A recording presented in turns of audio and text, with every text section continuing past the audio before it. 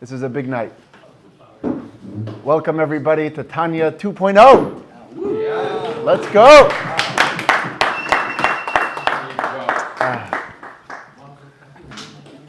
It's a new era. We've been through the Tanya once. It took us 3 years. December of 2020 is when we started. December 2023 is when we finished. And here we are in the beginning of 2024. Starting the Tanya anew. 3 years ago, we decided to start a project. We didn't know where it was going to go. We didn't know what it was going to turn into. Thank God, with Hashem's help, it's turned into a flourishing, thriving, growing community of men that each week commit to deepening their study of Kabbalah, Chassidic, and living a more wholesome Jewish life. The last round, we took the rate of a chapter a week. It was a very ambitious rate. Whatever we were able to cover in an hour or so, we covered, and then we moved on to the next chapter. It's important to keep the progress going. This time around, I've decided to approach it a little differently. I want to delve a little deeper. I want to put more emphasis on practical takeaways. And I also want to put a focus on learning from the Tanya inside. Not the whole thing, but just some central or integral lines from the portion that we choose to do each week. We should actually have the book, the one that I gave out the other couple of weeks back. If you're able to bring it with you, or you can even leave it here from week to week, and we'll put it away and we'll bring it out on Wednesdays, so that we can actually learn from the Alter Rebbe himself. Tonight I have some copies for those that don't have the actual book. And for those that need a copy, we could talk about arranging a copy for you. The Tanya is called the written Torah of Chassidus. And it has many, many parallels to the written Torah as we know it. The written Torah has 54 portions. Guess how many chapters are in book 1 of the Tanya? 54. Including the introduction, it's 54. 53 chapters and an introduction. Like the Torah, everyone can study it. It's accessible to every Jew, no matter your background or affiliation. The greatest of the greats and the simplest of the simple can find meaning and a personal message in the Tanya. As one of the Chassidic Rebbes once said, everyone can understand something, but in the end, nobody really understands anything. Like the Torah. We all read through the Parsha, but in the end, it's esoteric beyond. And because of that, because the Torah is infinite and the Tanya is infinite, every time you go through it, you find new insight, new meaning.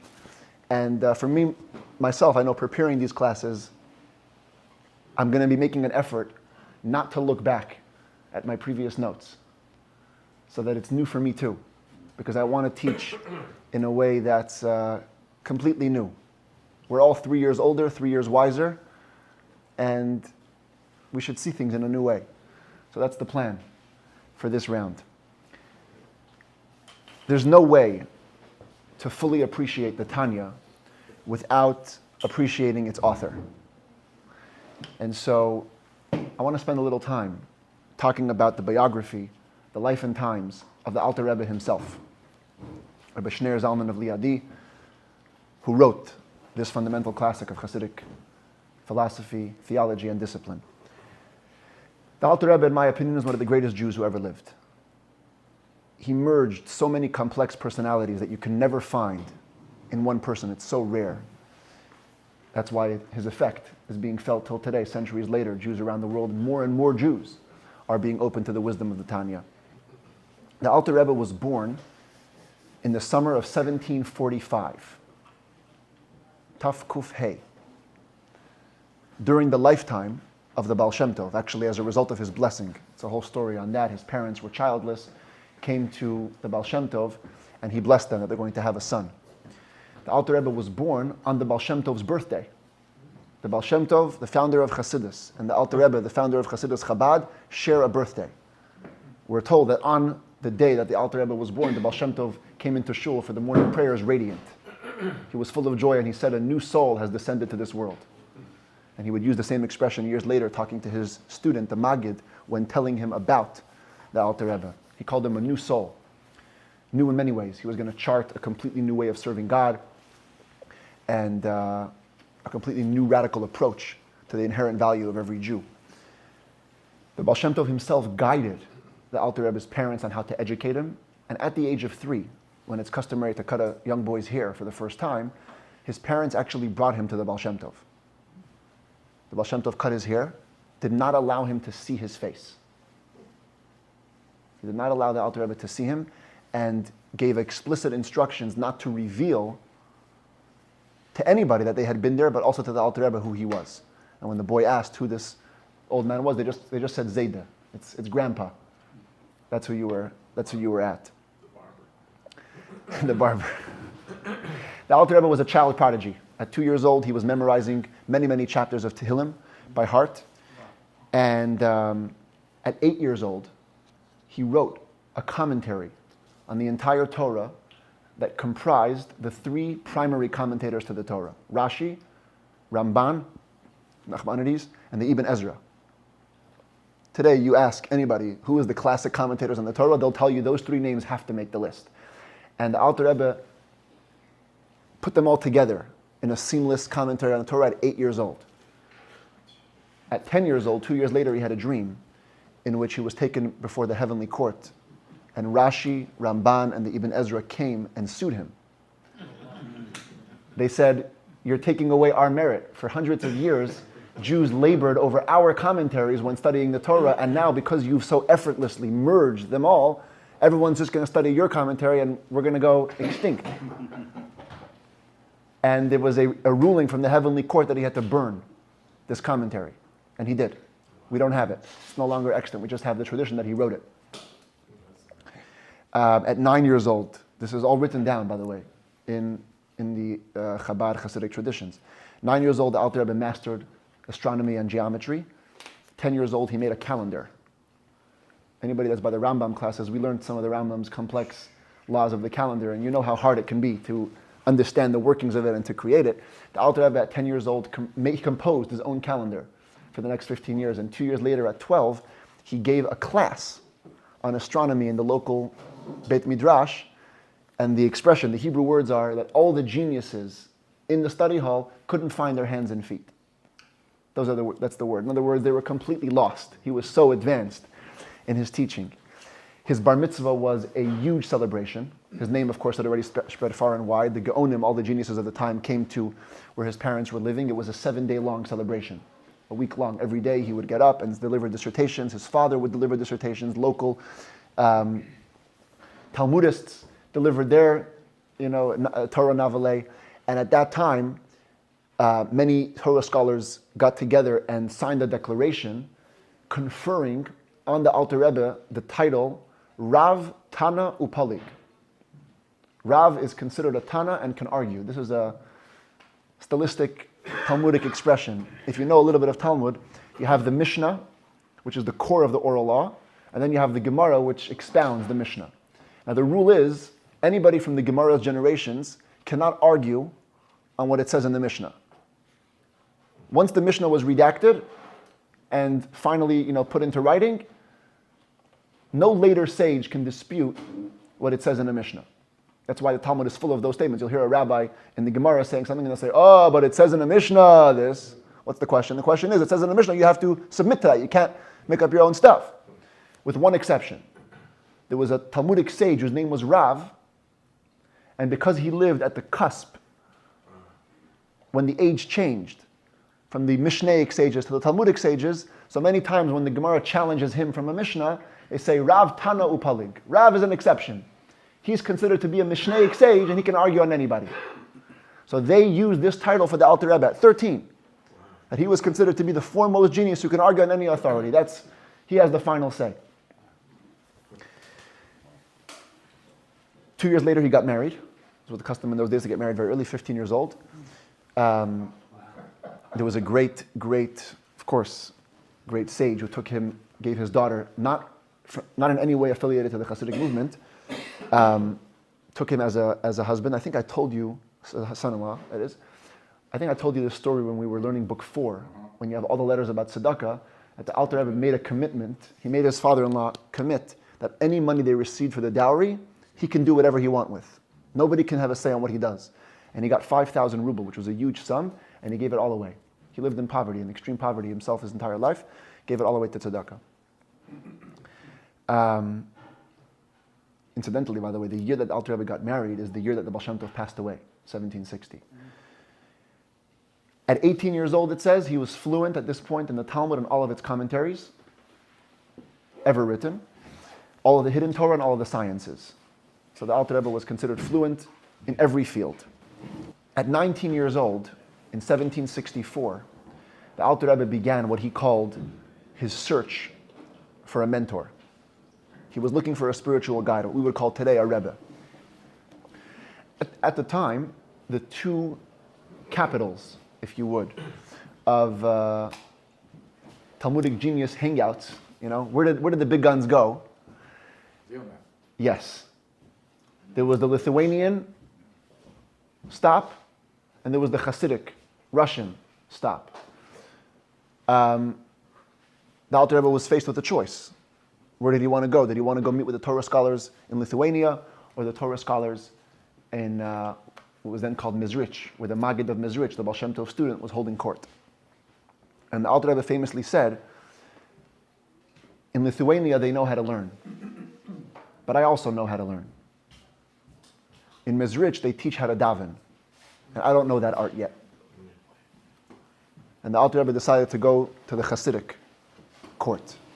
It's a whole long story. We're not doing a biography, fully on the Alter Rebbe tonight. He went. Initially, he rejected it. He came back. He wasn't sure. It was a whole back and forth.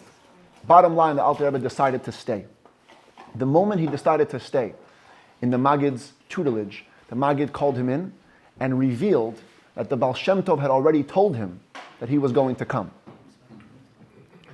The Baal Shem Tov had predicted that the Alter Rebbe was going to come to Mizrich, that he was going to challenge in the beginning, but ultimately come around, and that when he does, the Maggid should tell him that he has a purpose to found the Chabad Chassidic movement. His purpose is to found a new way, a new path of serving Hashem.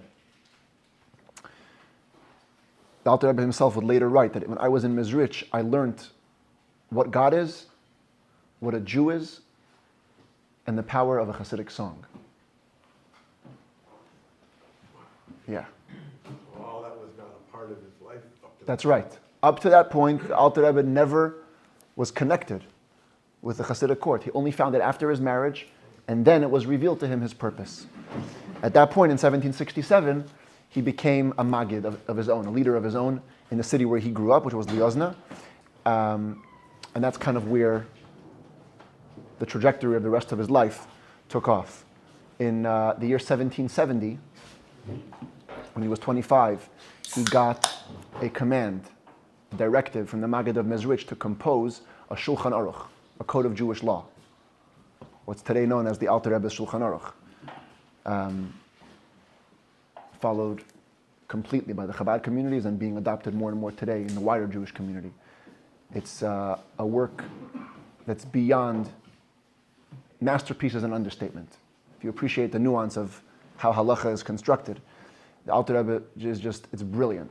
It's a brilliant work of art.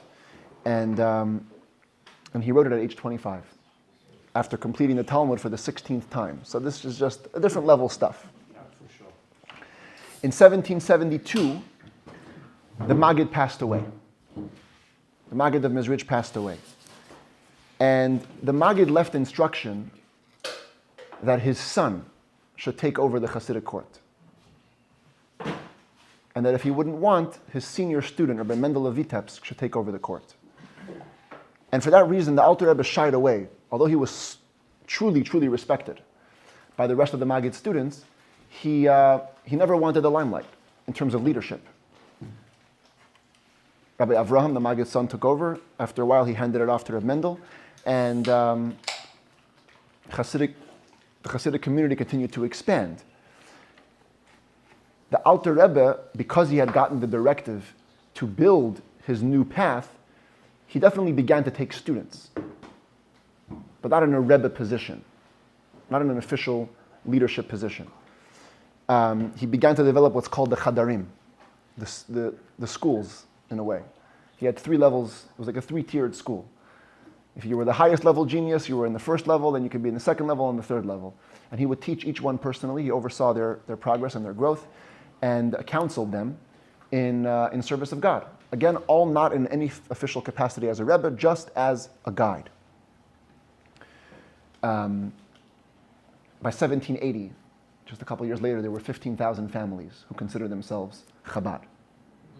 In other words, under the Alter Rebbe's influence. It was huge. Just around this time is when the Alter Rebbe began his work on the Tanya.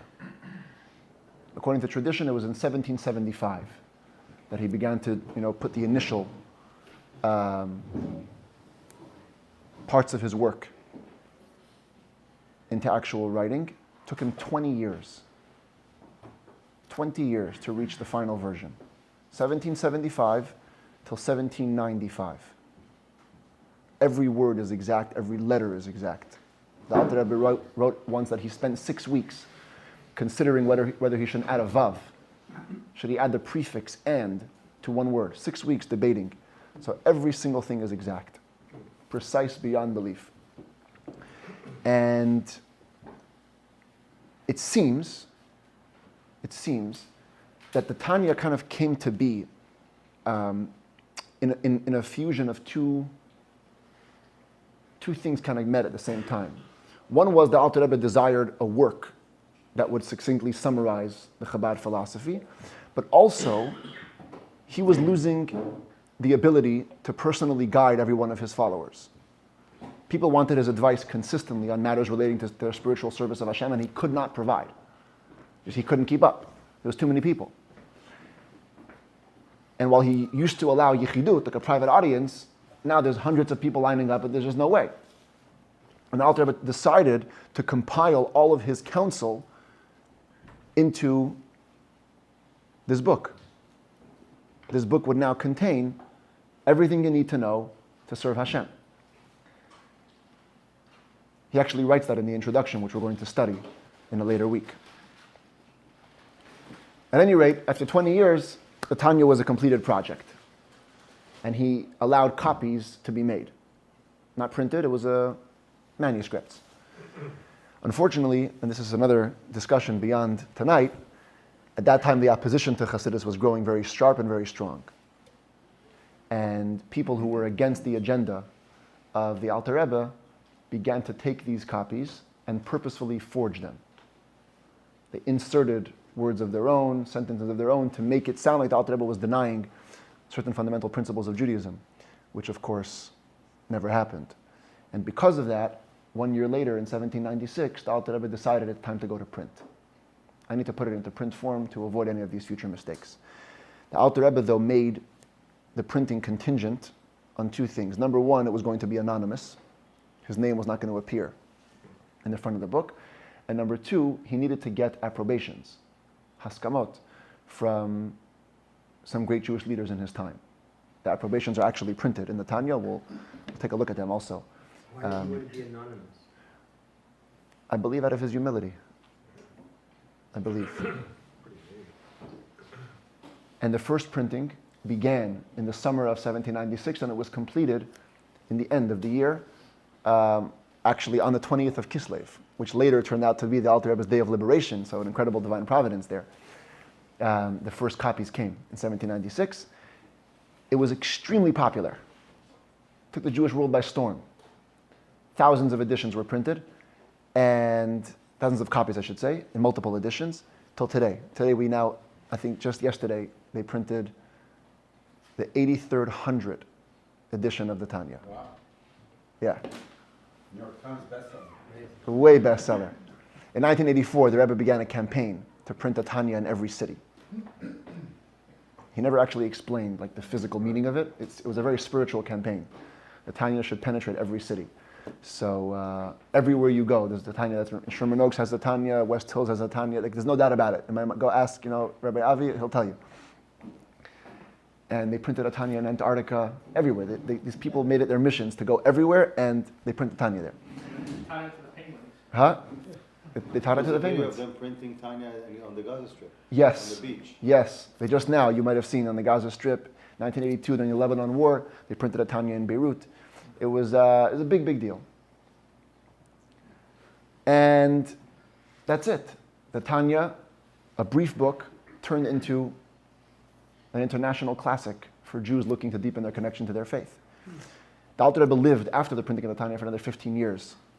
Fascinating life. At that point, it's when he was arrested, liberated, built Chabad into a very, very big empire, and passed away in 1812.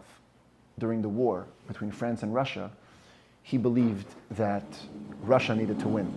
Napoleon was bad for the Jews. He believed if Napoleon would win, it would lead to widespread assimilation. And because of that, everybody knew his stance.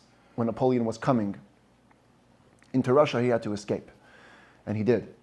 He left with his entire family, leaving all his belongings behind, and he got ill on the journey. And he passed away. Get this. He passed away on the 24th of Tevet, which is tomorrow night. So here we are, starting the second round of the Tanya, the night before the Alter Rebbe's Yortzeit. How old was he? The Alter Rebbe passed away. He was born in 1745, passed away in 1812. So we figure he was, quick math? 67. Very good. Okay. I'm proud of you guys. A young man, yes. And yet, His 68th year. Chaim. in his 68th year, has the gematria of Chaim. The word Chaim in Hebrew has the numerical value of 68. Yeah. And a man who lived probably one of the richest Jewish lives and enhanced the lives of so many. What is the Tanya? It's a big question. I don't think it has one answer. The Tanya is so many different things for so many different people. Everybody has a takeaway that speaks to them. But if we listen to the Alter Rebbe's own words, the Tanya is the Alter Rebbe's manual for living as a wholesome Jew and as a Chabad Chassid. That's the bottom line. It covers the full panorama of the human psyche. The Alter Rebbe addresses spiritual issues, theological issues, emotional issues, mental issues, psychological issues, physical issues. Everything is addressed, but the context is how can we live a more passionate and emotional Jewish life. That's the bottom line. How do we infuse our Judaism with meaning, make it relevant and real? In a big way, Book 1, which we're embarking on once again, is here to help us understand our struggles and to realize that overcoming them is within reach. I think that's a big thing. The Alter Rebbe seeks to pinpoint what it is at the core of a Jew's struggle. And we do have struggles, we all know that. The Alter Rebbe is here to label it and let us know that you can do it. What I've decided to do this time round is not to go at the pace of a chapter a week, but to go at the pace of a page a week. In the Tanya, this is not the Tanya that I'm going to be using because this would take us 10 years if we went by these pages. In the actual Tanya itself, it goes by pages. Like the Talmud goes by pages, the Tanya goes by pages. Some chapters are 2-3 pages long. Some chapters are 1. This way we can give more attention to the details that require more attention. It's going to allow us to really get into it, but not where we feel like we're going at a snail's pace and never covering any ground. Like I've heard from so many people who study Tanya, I got in, we never got past chapter 1. We were just busy twiddling our thumbs on why every word is there, which is a very good exercise, but too cerebral sometimes. It has to become meaningful. So we're going to go, that's my plan, okay, page by page. And just like last time, we didn't know where we were heading before we knew what we were done. Here too, we're going into it. We're going in for the long haul. It's a journey, and we're going to come out better and wiser for it. Can I ask a- Yes. How many pages are I don't even know. I have to count. Let's see. Let's see. This last round, we had 125 classes. Yeah, Okay? yeah, over 3 years. Over 3 years. We did all 5 books. The whole thing, top to bottom. How many pages are there? I don't have an actual copy of the Tanya here. It's an important question. It's an important question. What's the commitment up to? Okay, I'll tell you this. The first book of the Tanya has 75 pages. That I know. And there's 5. There's 5 books. Let's go with book 1. When you say the Tanya, are you referring specifically to the first book, or are you No. always referring to the series? I'm always referring to this series. Yes. But it seems like the first, when you say that he spent like so long Yes, composing it, you're that's referring true. to the When I say that, I'm referring to the first and second book.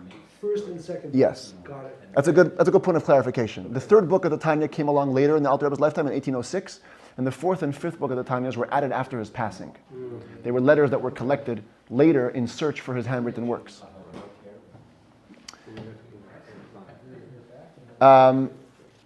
So that's good. That's We're good. talking about like 1, 2, and 3. So we're talking about 1, 2, and 3, but also 4 and 5. Okay. Long haul. This is a blessing here. Okay, listen. If you're here tonight, I bless you. You're going to be here at the end. Thank you. So I wanted to hear. So now, who cares if it takes 5 years, 10 years? I'm giving you a blessing for long life. The longer the You better. know what? Let's go very slowly. Yes. The end is in the beginning. The beginning's in the end. We're going to begin tonight with the title page. The title page of the Tanya. If you have the book, it's on page 1. How do you like that? If you don't have the book, there are copies here. Please pass them around. 1. It doesn't say a 1 on it, so you have to figure out that it's just a single page. Single page. It's a single page. Yes, there's plenty. If you don't have the book, pass these around. Okay. The page before page. Okay. The page before page 2. You know what? Just pass it around this way. Anyone that doesn't have the book on this side? Here. Philip, can you pass this down? I like this, Can we get it signed off to this? Absolutely. When, you weren't there at the party. Everyone got a personal signed copy.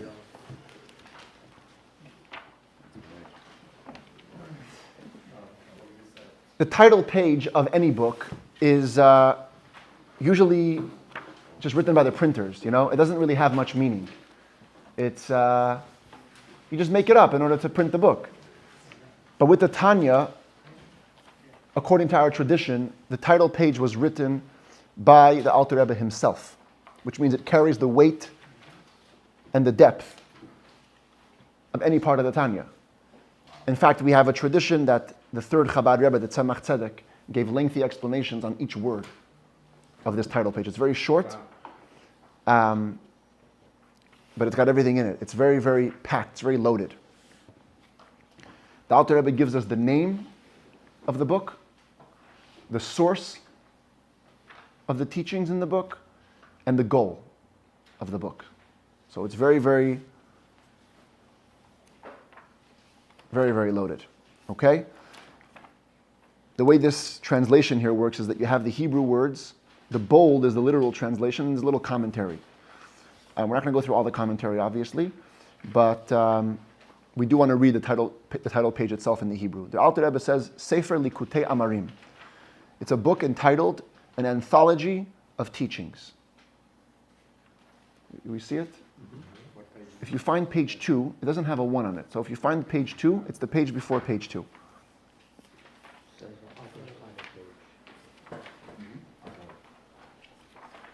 Okay? The word gathering, or anthology, according to our Rabbeim, was used by the Alter Rebbe out of humility, as though he's just gathering. There's nothing original here. It's just a gathering of teachings. But look at the word he uses. I know they translate in English as teaching. If you're familiar with Hebrew, amarim means sayings, words that were said. This alludes to the fact that the Tanya is a compilation of things that were actually verbally transmitted originally. It was the Alter Rebbe's private encounters with him and his Chassidim that he would later on compile to be the Tanya. Chelik Rishon, we're going to go down. We're not going through all the commentary, just going through the actual words there. It's part 1, because there's 5 parts of the Tanya. This is part 1. All right? Turn to page 2. Hanikra b'shem Sefer Shel Benonim. This part of the Tanya is called the Book of the In-Betweeners. Okay, this is how he chooses to translate Benoni. This is going to be the subject of the first 12, 13 chapters of the Tanya, defining these terms. So we're not going to get into the whole thing now, but the bottom line is, the Alter Rebbe identifies 3 categories of humans. Tzaddik, Benoni, Rasha. Literally translated as righteous, average, and wicked. But as the Alter Rebbe defines them, there's a much deeper and nuanced translation. Bottom line, you can't become a tzaddik unless you're born one. Or at least born with the capacity to become one. Tzaddik is reserved.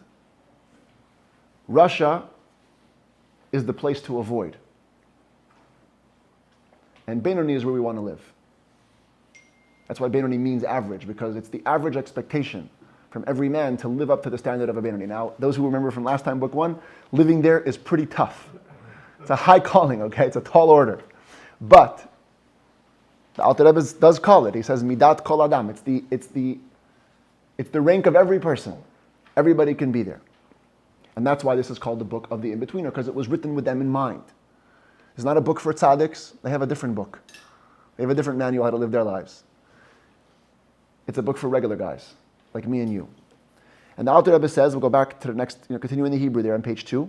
Milukat mipi sfarim umipi sofrim kedoshei elyon nishmatam eden. It's anthologized from various texts and from teachers of exceptional holiness whose souls are in heaven. This is the Alter Rebbe letting us know where he got his teachings from.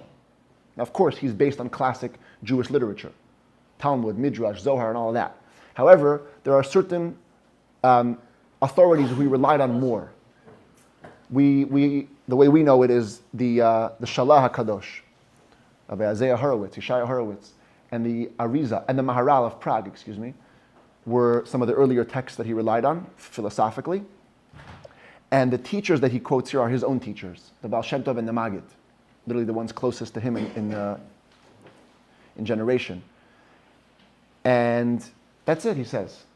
I got nothing new to offer you. This is all anthologized from my teachers. And what is the goal of this book? This is so important. Miyusad al pasuk ki karov elecha hadavar me'od b'ficha u'vilvavcha la'asoto. It's based on the verse, which is part of Moshe Rabbeinu's last speech, the longest sermon ever given by a rabbi. 36 days he spoke. Yeah. He started his sermon on Rosh Chodesh Shvat, and it ended on the 7th of Adar when he passed away. So he didn't stop talking 36 days. And at the end of the speech, he said, you should know, Jewish people, the Torah and mitzvahs are not far from you. They're not out of reach. They're not across the sea. They're not in the heavens. Rather, ki karov elecha. The thing is very much within reach for you, in your mouth and in your heart, so you can do it. Look at those 3 expressions. Mouth, that's speech. Heart, that's emotion, feelings. And do, that's the deed. It is the Alter Rebbe's position. Mouth is also eating kosher. Mouth is eating kosher. It's the Alter Rebbe's position that doing Judaism, speaking Judaism, but also feeling Judaism is close and within reach. That's the most challenging part. Okay, because doing and speaking, we can all, if we're honest with ourselves, we can all control. We can all control what we do, we can all control what we say. But to control what we feel, that's another story. It's pretty strong language. Karov elecha. Me'od, look at the Hebrew there. It's very close to you. That needs to be explained. And that's the point of the Tanya. And as it's been expounded over the generations, the question is, a very, very fundamental one. The question really is, can Judaism be real? That's the challenge Jews ask themselves at one point or another. We grow up in a home where Judaism is traditional. We do the rituals, we eat the foods, we dress the part. Maybe we even say the words. Maybe we're educated enough to know how to read Hebrew. But in the end, at some point or other, we want to know, is this mine? Is Judaism mine? Or is it just a robotic, mechanical religion that I have to just keep doing until my kids do it too? Does Judaism also affect the heart? And can it affect my heart? Well, the rabbi's heart, I understand, there's some great people, they'll be emotionally charged. Can it get to me? To the point that I feel differently. Not just that I can control what I feel in the sense of, if I have a bad urge, I'll control it. I can dictate the emotions that come up in my heart. That's what the Alter Rebbe really wants to do. He's going to teach a discipline of study and meditation that can lead to actually dictating your emotions. You'll be able to arouse feelings in your heart based on the teachings that he teaches here. But you got to be ready to go into it. And that's how he finishes off. On page 3, let's see the last words there. Leva'er hetev eichu karov ma'od. We're going to clarify well, very good, how it's very much within reach. B'derech aruka uktsara. In a long, short way. Be'ezrat Hashem yitbarech, with the help of God. And this long, short way, of course, is a famous Talmudic story. He prints it here, so we should read it. It's a good story. It says here, Rabbi Yehoshua said, this is missing the full quote. He said, I was never bested by anybody in my life. He was one of the best debaters. There's nobody ever won me in a debate, except for one time a child won me. And this is the story. He said, once I was walking along the path, and I saw a child sitting at a crossroads. I asked him which path would lead me to the city. He said, this child says, one path is short but long, and one path is long but short. What does a Jew do? You hear the word short first. You go for the short long. I took the short but long one. Once I arrived at the city, I found the passageway blocked off by meandering gardens and orchards. I turned back and I said to the child, my son, didn't you describe this path as short? He replied, didn't I also say it was long? I said short long. What does short long mean? Short long means it's short in distance. But once you cover the distance, you're going to find yourself full of other problems. It's not going to allow the access. What's the other way? Long, short way. Long, short means long distance. Go in for the trip, but in the end it's short qualitatively in that it's a sure, guaranteed path. You'll get in with no issues. So taking the highway versus the canyons when there's no traffic. Exactly. The canyon is the short, long way. On your Google Maps it says you'll be home in 25 minutes. And one truck slows down, boom. The long, short way means going on the 405. Wow. Know and steady. With no traffic. Maybe with not no All traffic. right. Okay, not the No 405. traffic. But no traffic. Slow and steady wins the race. You know, it's funny. It's actually reflective of the way we're choosing to learn the Tanya. We're going for the long, short way. You know, there's.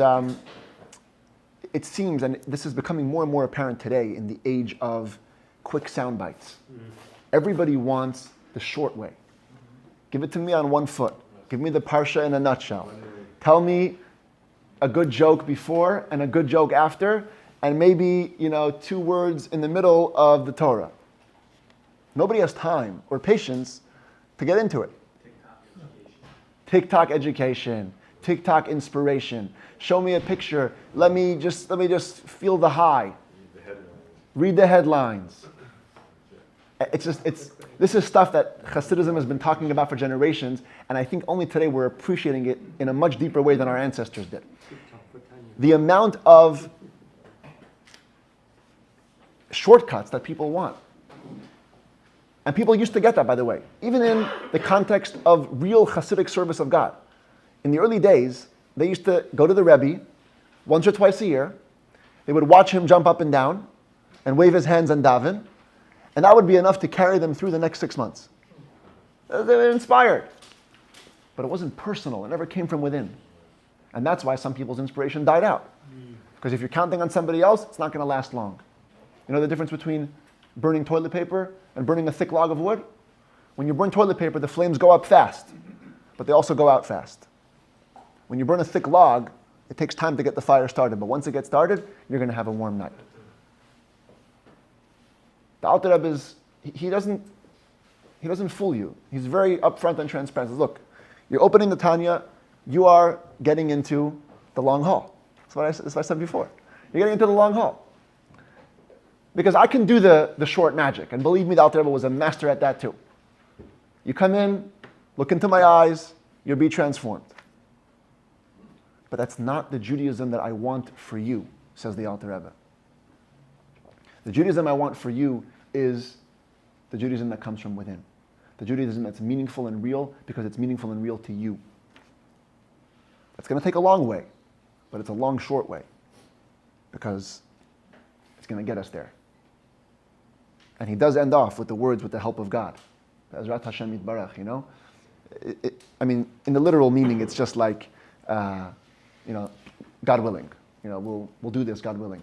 But on a deeper level, that's what he's saying. He's saying, you're going to need God's help for this. This is not going to go with regular human strength. This is going to happen with an investment, and with an investment that's going to be supported by Hashem. And I say, we're going to be needing God's help here too.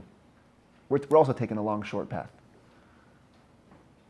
We can go for Tanya summaries, Tanya recaps, Tanya in a nutshell. But we're going deep because we wanted to make a change in our lives. Tanya has changed the lives of thousands of Jews for the past 200 years. Tanya is going to change our lives, so long as we're ready to take the trip. Are we ready? Yeah. That's it. L'chaim to that. I have a question. Okay? So I started reading it. I was very amazed to see that every single word is a quote. It's a quote from Tehillim, it's a quote from... Yes, a lot of stylistic citations. And so, it's almost like 100%. So, did he ever just talk? Or was it that he was just so imbued with the sources that when he I'll tell you what. spoke, it was just... It's very, very common practice in literature like this to flower the way you write in poetic Hebrew. So you're always borrowing terminology from the Talmud, from the Midrash, but it is his own composition. The Alter Rebbe himself would speak every Shabbos. He would deliver discourses orally, but he had a team of transcribers, 2 of his sons and a student, his brother also. They would transcribe his words. That's why it's so rare to have the written word. Only the Tanya is the Alter Rebbe's written word. Everything else, we have tens of more volumes of his works, but they're not the written word. They're oral transcriptions. So, but I mean, Go and look and say, where is a good phrase that's got... No, he knew this came to him. It flowed out of him. It flowed out of him. It was so imbued. Is that after the fact, Rabbi Miller or someone goes back and says... Yes. He's very into that, by the way. I don't know if you guys ever... Because you guys can read ahead, by the way. David says he's going with the daily Tanya. Yeah. There is a daily calendar where you get through the whole book in a year. Is that your... That's my uncle's... I listen to that, it's amazing. Yeah, do you watch it? I love it. It's a summary. It's an outside summary. He does that. Yeah. But I think you've got to have the... it's So he does both. He listens to the Tanya, And then I read this section. and then he reads it in. And it really, But it's because we've got a history, a foundation. That's right. It's much easier and better to... So what I'm going to try to... we're not going to learn everything inside. We're going to learn just quotes during the classes. But the more you read, the more you can challenge me during the class. But anyway, guys, this is a great, great start. And to just grow. Please tell your friends about it. Pass the word on. We gotta grow the circle, okay? Good. L'chaim.